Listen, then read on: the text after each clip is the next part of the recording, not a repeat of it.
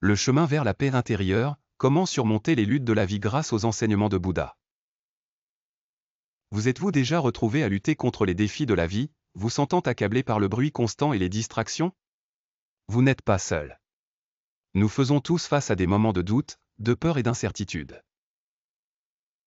Mais que se passerait-il s'il existait un moyen de trouver une paix durable au milieu du chaos? Un moyen de transformer notre souffrance en une source de sagesse et de croissance? Dans cette vidéo, nous explorons comment les enseignements intemporels de Bouddha peuvent nous aider à trouver cette paix et ce but dans la vie. De la compréhension des causes profondes de notre souffrance à la découverte d'étapes pratiques pour les surmonter. Les idées que nous allons aborder aujourd'hui peuvent changer votre façon de vivre. Commençons par revenir à un moment dans le temps qui a jeté les bases de toute la sagesse de Bouddha. 1. La vie précoce de Siddhartha Gautama. Il y a environ 2500 ans, dans la région nord de l'Inde, il y avait un prince nommé Siddhartha Gautama. Né dans une vie de luxe, Siddhartha avait tout ce que quelqu'un pouvait désirer. Il était entouré de confort, de richesse et d'une vie sans difficultés apparentes. Mais en grandissant, il a commencé à ressentir un profond malaise en lui. Malgré sa vie privilégiée, Siddhartha ne pouvait ignorer le monde au-delà des murs de son palais. Un jour, il s'aventura en dehors des limites de son existence protégée et fut confronté aux dures réalités de la vie, la vieillesse, la maladie et la mort. Il vit des gens souffrir, lutter contre la douleur et, finalement, mourir. Cette réalisation le frappa profondément. Il était clair que personne ne pouvait échapper à la souffrance inévitable qui accompagne la vie. Ainsi, Siddhartha entreprit un voyage pour trouver la réponse à une question qui le hantait: pourquoi doit-il y avoir de la souffrance dans ce monde? Quel est le moyen de la surmonter? 2. La recherche de la vérité. La quête de Siddhartha pour des réponses le conduisit à explorer divers chemins. Il essaya des formes extrêmes d'ascétisme et d'autodiscipline, croyant que supporter une grande souffrance physique le mènerait à l'illumination. Il pratiqua des jeûnes sévères, la méditation et d'autres rituels difficiles, mais peu importe combien il essayait, il ne pouvait pas trouver la paix qu'il cherchait. Son corps devenait faible, mais son esprit restait troublé. Dans son désespoir, Siddhartha s'assit sous un arbre, déterminé à ne pas partir tant qu'il n'aurait pas trouvé la vérité. Là, dans la solitude tranquille de la méditation, il commença à se tourner vers l'intérieur, faisant face à ses peurs, désirs et attachements les plus profonds. C'est dans ce calme que Siddhartha réalisa quelque chose de profond. 3. La révélation, la souffrance et le chemin vers la libération. Siddhartha comprit que la souffrance est une partie fondamentale de la vie. Ce n'est pas quelque chose que nous pouvons éviter ou fuir. Mais ce qu'il réalisa aussi, c'est que la souffrance vient de l'attachement. Le désir de s'accrocher à des choses qui sont impermanentes, la peur de perdre ce que nous chérissons et le besoin que les choses soient d'une certaine manière, ce sont les racines de la souffrance. Alors qu'il méditait, Siddhartha vit que toute chose change constamment. Rien n'est permanent.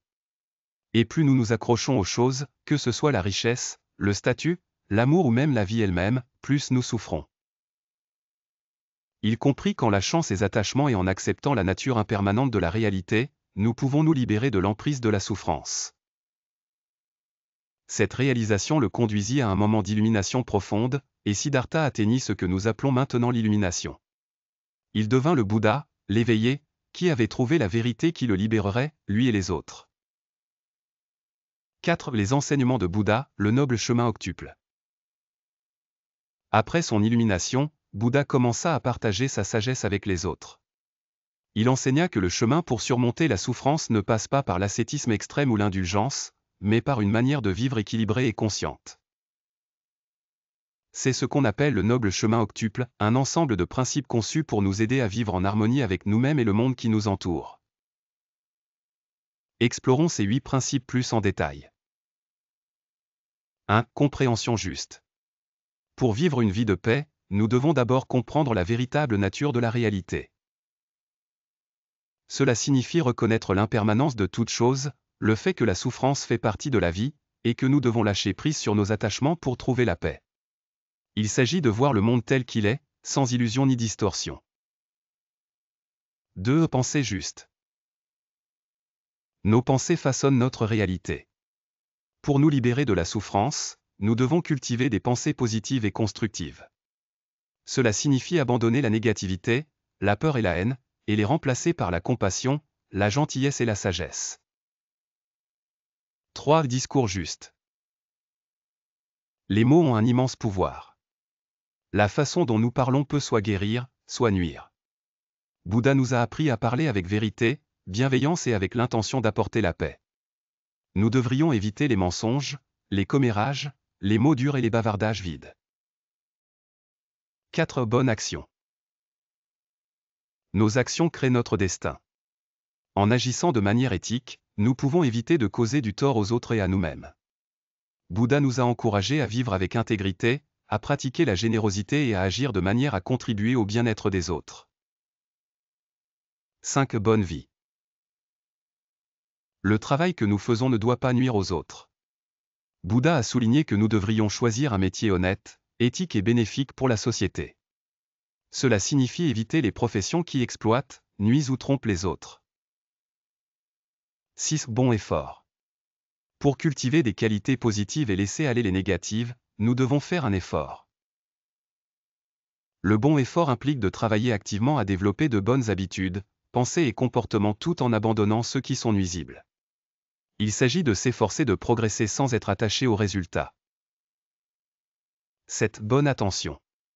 L'attention est la pratique d'être pleinement présent dans l'instant. En prêtant attention à nos pensées, sentiments et actions, nous pouvons acquérir une plus grande conscience et compréhension. Cela nous permet de vivre plus consciemment, en faisant des choix qui s'alignent sur nos véritables valeurs. 8. Bonne concentration. La concentration est la pratique de focaliser l'esprit, souvent par la méditation. Cela nous aide à cultiver la paix intérieure et la clarté. En entraînant l'esprit à se concentrer, nous pouvons nous libérer des distractions et développer une compréhension et une sagesse plus profondes. 5. Le chemin du milieu, équilibre et harmonie. En plus du noble chemin octuple, Bouddha a également enseigné l'importance du chemin du milieu. Ce principe souligne la nécessité d'équilibre dans nos vies. Nous devons éviter les extrêmes, que ce soit l'extrême de l'indulgence ou celui du déni de soi. Au lieu de cela, nous sommes encouragés à trouver l'harmonie entre nos désirs et nos responsabilités, entre notre paix intérieure et notre engagement envers le monde. Le chemin du milieu nous enseigne que la véritable libération ne vient pas du rejet complet de nos désirs, mais de l'apprentissage de la manière de les gérer avec sagesse. En trouvant l'équilibre dans tous les aspects de la vie, nous pouvons éviter la souffrance qui découle de l'excès ou de la privation. 6. Accepter le changement et lâcher prise. Une des leçons les plus puissantes que Bouddha a partagées est la compréhension que tout est en constante évolution. La vie n'est jamais statique, et nous ne pouvons pas nous accrocher à un moment, peu importe à quel point il est agréable ou douloureux, pour toujours. Lorsque nous pouvons accepter cette vérité, nous pouvons lâcher prise de nos attachements et vivre plus librement. Les enseignements de Bouddha nous rappellent que le changement n'est pas quelque chose à craindre mais quelque chose à embrasser. En reconnaissant que tout est temporaire, nous pouvons trouver la paix dans le moment présent, en laissant de côté les regrets du passé et les angoisses pour l'avenir.